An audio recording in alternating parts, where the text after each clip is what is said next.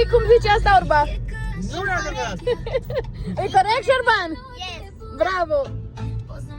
Ăla bărbat adevărat, recunoaște! Nu e adevărat. Recunoaște!